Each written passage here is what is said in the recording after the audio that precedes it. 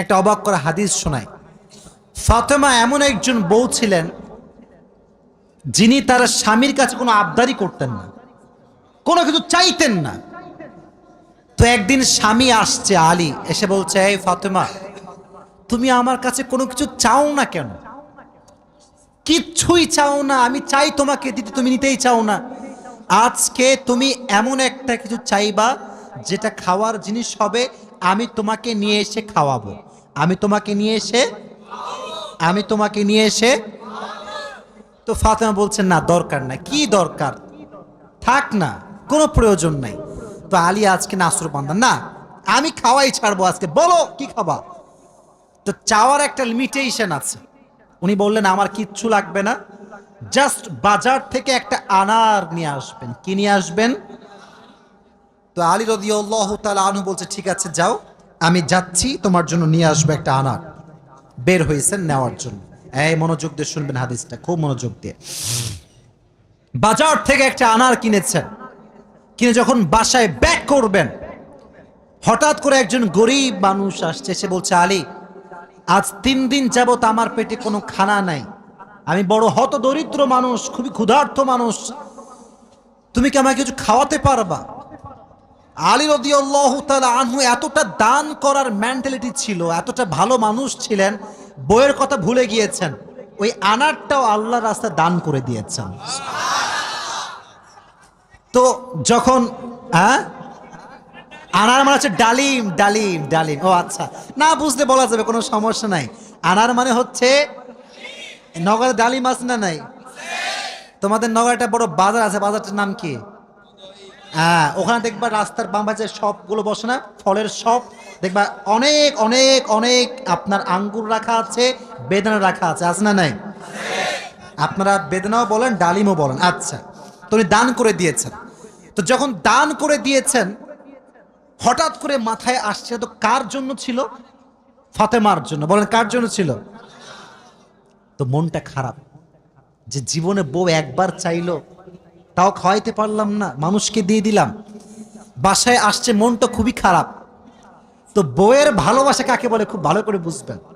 আলী যখন গেটটা খুলেছে, ফাতেমা যখন আলীর চেহারার দিকে তাকাইছে, বলছে, আলী, নিশ্চিত তুমি আমার বেদনা, আমার ডালিম তুমি আল্লাহর রাস্তায় দান করে দিয়েছো। সুবহানাল্লাহ পড়ে। তো বলছে ফাতেমা, আসলেই তাই, আমি দান করে দিয়ে আসছি। তো বলছে, আলী, তুমি যদি আমার জিনিসকে আল্লাহর রাস্তায় দান করে খুশি হও, আমি ফাতেমা তাতেই খুশি হয়ে গেলাম। অবাক করা বিষয় দেখেন, হঠাৎ করে একজন মানুষ বাসার গেটে নক করেছে, এই কেউ কি আছে বাসায়? গেট খুলেছে, তো দেখছে গেটের বাইরে দাঁড়িয়ে আছে একজন সাহাবী, তার নাম হচ্ছে সালমান ফারসি। তার নাম কি? এদিকে পেছনে কিয়ামত হয়ে যাক, তোমরা আমার দিকে তাকাও। তার নাম কি? সালমান ফারসি। বলছে, কি হয়েছে আপনার, হঠাৎ করে আপনি আমাদের বাসায় আসছেন? বলছে, নবীজি তোমার জন্য 9টি আনার হাদিয়া পাঠিয়েছেন। আপনার সুবহানাল্লাহ পড়তে পারলেন না? কয়টি আনার? আরো জোরে। তো আলী বলছেন, নো, এটা আমার না, এটা আমার হতে পারে না। সালমান ফারসি বলছে, কেন? এটা তোমার জন্য পাঠিয়েছে। আলী বলছে, ভালো করে চেক করো, এটা আমার জন্য হতে পারে না। বলছে, কেন? বলছে, আল্লাহ তাআলা কোরআনে বলেছেন, মান জাআ বিল হাসানাতি ফালাহু আশরু আমসালিহা, যে আল্লাহর রাস্তায় একটা দিবে, আল্লাহ তারে 10 গুণ বাড়ায় দিবে। তাহলে আমার তো 9টা হবে না, আমার হবে কয়টা? তো সালমান ফারসি এই কথা শুনে আবার পকেটে হাত দিয়েছে, হাত দিয়ে আর একটা বের করেছে, বলছে, নবী তোমাকে 10টাই দিয়েছে, আমি জাস্ট পরীক্ষা করছিলাম। সুবহানাল্লাহ পড়ে। তো চাইলেও একটা ভালোবাসা লাগে, আর যে আল্লাহর রাস্তায় দান করে তার আরো বেশি বাড়ায় দেয়। একজন আওয়াজ দিয়ে বলেন, তিনি কে? আর একটা রেওয়ায়াত বলি, একদিন ফাতেমা রাদিয়াল্লাহু তাআলা আনহা সুতা বিক্রি করলেন। কি বিক্রি করলেন? সুতার দাম হচ্ছে 6 দিরহাম। কয় দিরহাম? আচ্ছা, তো বলছে, হে আমার স্বামী আলী, 6 দিরহাম নিয়ে কয়েকটা রুটি নিয়ে আসো হাসান এবং হোসাইনের জন্য। কার জন্য? হাসান এবং হোসাইন কার সন্তান? ফাতেমা এবং আলীর সন্তান। তো অবাক করে একটা রেওয়ায়াত, আমি জাস্ট গতকালকে এটা পড়লাম, এটা আমি আগে জানতাম না। তো বের হয়েছে বাসার থেকে রুটি কিনবার জন্য। কি কিনবার জন্য? রুটি কিনে ফেলেছে। Just he was coming back to home, বাসায় আসছিলেন। হঠাৎ করেই গরিব আসছে, অসহায় মানুষ। আলী, কিচ্ছু নাই পেটে খাওয়ার মতো, তুমি কিছু দিতে পারবা? আলীর মনোমাইন্ড এতটা বড় ছিল, যা কিনতে গিয়েছিল ফ্যামিলির জন্য ওইটাও আল্লাহ রাস্তায় দান করে দিয়েছে। জোরে সোরে পড়ুন সুবহানাল্লাহ। সন্তানের জন্য খাবার আপনি কিনেছেন, কিন্তু দান করে দিয়েছেন, কিন্তু ভেতরে একটা কষ্ট আছে না নাই? দেখো এই যুবকেরা, প্লিজ প্লিজ লাফালাফি করো না, এদিকে আমার দিকে একদম স্থির হয়ে থাকো, চুপচাপ স্থির থাকো। কারণ নওগাঁর মানুষ তো এরা অভদ্র ঘরের সন্তান, এরা সব ভদ্র ঘরের সন্তান, ঠিক না? চুপচাপ থাকেন। তো যখন ফিরে আসবেন, হঠাৎ করে একজন লোক আসছে, এসে বলছে, আলী তুমি কি উটটা কিনবা? উট? বলেন কি? তো আলী বলছে, না ভাই, টাকা পয়সা নাই, কেনার সম্ভব না। তো বলছে, তোমাকে আমি এইটা এখন দিচ্ছি, তোমার যখন বিক্রি করার সুযোগ হবে তখন বিক্রি করবা, তোমার লাভ তুমি রাখবা, আর আমারটা আমাকে দিলেই হবে। তো আলী বলছে, ঠিক আছে দাও। জাস্ট উটটা নিয়েছে, উট নিয়ে বাসায় ব্যাক করবে, আবার আরেকজন আসছে, বলছে, ভাই এর দাম কত নেবেন বলেন? বলছে, ভাই আপনি দাম বলেন। যে উটের দাম হোক 200 দিরহাম, ওই লোক আগেই বলছে, আমি এটাকে তোমার কাছ থেকে 300 দিরহাম দিয়ে ক্রয় করে নিব। নিয়ে নিয়েছে উট। তাহলে আগে ছিল মাত্র কয় দিরহাম, এখন তিনি কয় দিরহামের মালিক হয়ে গেলেন? সুবহানাল্লাহ পড়তে পারলেন না?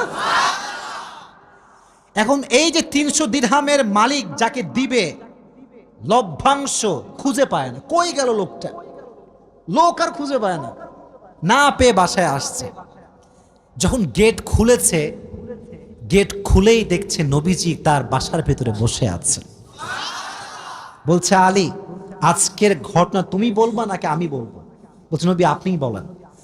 বলছে, তোমার কাছে সর্বপ্রথম যিনি উট বিক্রি করেছিলেন তিনি আর কেউ নন, তিনি হচ্ছেন জিবরাইল। আর যিনি ক্রয় করেছেন 300 দিরহাম দিয়ে, সে কোনো মানুষ নয়, তিনি হচ্ছেন ইসরাফিল। কেন নবী, এটা কেন আমার সঙ্গে হলো? বল, তুমি যে নিজে না খেয়ে মানুষকে খাওয়াইছো, এটা আল্লাহর কাছে বড্ড ভালো লেগেছে। তো আল্লাহ তোমার এত বেশি বাড়ায় দিয়েছে যে তুমি কল্পনাই করতে পারো না। সুবহানাল্লাহ পড়েন। তাহলে প্রিয় ভাইয়েরা, আল্লাহর রাস্তায় দান করার জন্য আলী এবং ফাতেমার থেকে শিক্ষা নেওয়ার দরকারটা আছে না নাই? যতটুকু পারি নিজেও খাবো, মানুষকেও দিব। নিজে খাবো, মানুষকে দিব না, এটা স্বার্থপর ছাড়া কিচ্ছু হতে পারে না। আমরা স্বার্থপর হব না, ভালোবেসে যাব। আল্লাহ ভালোবাসার মন আমাদের দান করুক, পড়না আমিন। আর একটা হাদিস, আচ্ছা বলেন তো পরিবারের, আচ্ছা এখানে সব যুবক আমার মনে হয় আমরা মধ্যবিত্ত পরিবারের সন্তান, ঠিক আছে না প্রিয় ভাইয়েরা?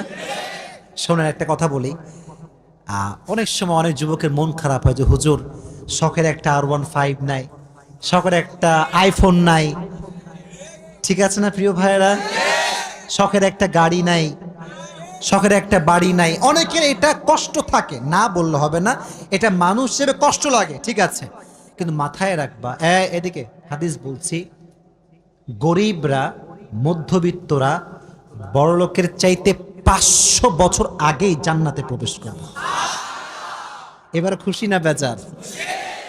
এবার হাদিস শোনেন। হঠাৎ করে একদিন আলী এবং ফাতেমার ঘরে এতটা অভাব, ভাত নাই, চাল নাই, ডাল নাই, কিচ্ছু নাই, একেবারে 3 দিন যাবত না খাওয়া। কয়দিন? এটাই কম মনে হচ্ছে আপনার কাছে? কম না বেশি? আপনি বিশ্বাস করেন, আজকালকার যুবকরা বডি বিল্ডিং করে, ইভেন তার 6 প্যাক বডি আছে, কিন্তু রোজা রাখতে চায় না। এই এলাকায় মনে হয় নাই? খবর লাগাবেন না, আপনার ভাবিও রোজা রাখে না, খবর লাগায় না। বলবেন যে ভাবি হোয়াট ইজ দিস, রোজা রাখেন না এখন? বলছে বাবা গায়ে শক্তি নাই, দুর্বল। একদিন এক যুবককে বললাম, কি রে তুই আমার ওয়াজ শুনিস না? বলছে অবশ্যই শুনি। তাই রোজা রাখিস না কেন? বলছে যে ভাই রোজা রাখলে বডি কমে যাবে। নাউজুবিল্লাহ পড়তে পারলেন না প্রিয় ভাইরা? কয়েকদিন যাবত না খাওয়া। এবার আলী রাদিয়াল্লাহু তাআলা আনহু বাধ্য হয়ে গিয়েছেন, আর পারছেন না। বলছে ফাতেমা যাও, বাবার কাছে যাও, বলো আব্বাজান বাসাতে খাবার মতো কিছু নাই, আপনার কাছে কিছু হবে খাওয়ার মতো? আহা!